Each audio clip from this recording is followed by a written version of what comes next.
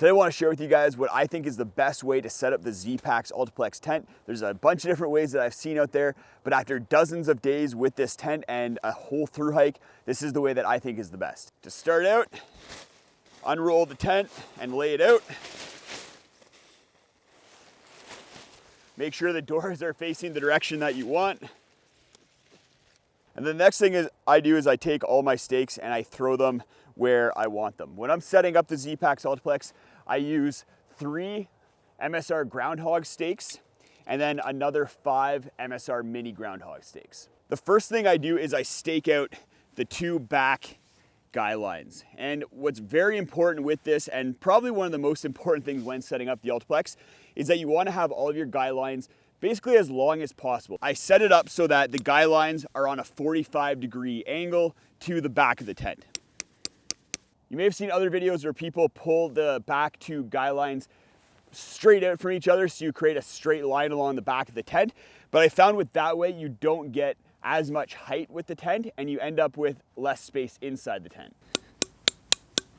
Once you have the 2 back stakes in, and I use the larger groundhogs for the 2 back stakes and then the front stake, you want to grab your trekking pole. Pro tip, if you have the Cascade Mountain Tech Costco trekking poles, just the carbon fiber ones, if you put them past the stop location, you can set the tent up and get enough height out of the pole. Something that makes the Altaplex a little bit more difficult to set up is that it generally takes a trekking pole that's longer than your traditional trekking pole. Luckily, the Cascade Mountain Techs get to that higher length. So you just stick the end of the trekking pole into the pocket at the peak here.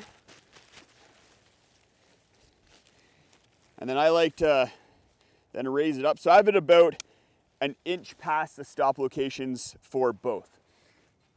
And then you want to kind of look at the top, make sure that the trekking pole is in line with the back seam here and that you're getting a nice pull on those 2 back tent pegs.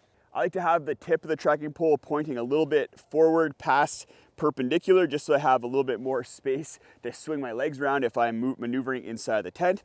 And then you grab this front guy line, and then you'll have more length than you need at this point, and you want to grab the little loop that's the first loop you encounter as you go down the pole. Again, make sure that all the guy lines are as let out as you can be,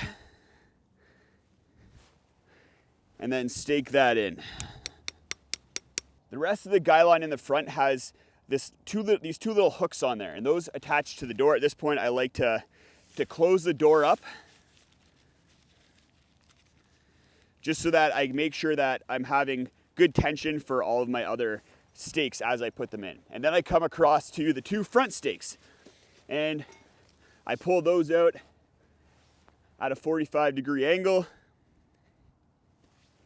and then stake them in. At this point, I'm just getting the guy lines taut. I'm not really wrenching on them. After I get all the stakes in, I'll go around and just make sure that I have good tension on all my guy lines.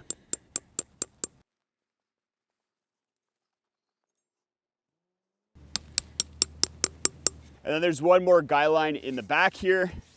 So I then get that in there. And you can see, as I said, I'm using big groundhog stakes for the 2 back corners in the front, and then mini groundhog stakes for this back peg, and then the 2 front ones. And then you'll see there's additional guy lines kind of around the middle of the tent going around. Those are to pull the tent out a little bit and create more space on the inside. These 2 back ones, I just attach to the back stake. So I put those in, and then I kind of tighten things down a little bit. You'll then want to come around to your side guy lines and stake those out. These are super important for creating head and foot space. A little hack, if you want to create more space at the headroom or the foot room, you can get a stick and just use that to prop up and pull out the side guy lines a little bit more. Once you have all the pegs in, you can go around and tighten all the guy lines. I like to start with the front one and then move around to the other 2 and then just kind of go around tightening everything up. And you can see with this method of setting the Altaplex up, you have some really good height, you have ventilation that's coming in through the bottom, and then because you have the tent a little bit higher off the ground, you have more space inside the tent and more foot and headroom. If you guys like ultralight gear and are interested in some more really cool ultralight gear that I found out there, then go check out a video post right up in the corner there where I go over a lot of really awesome gear that you may not have seen before.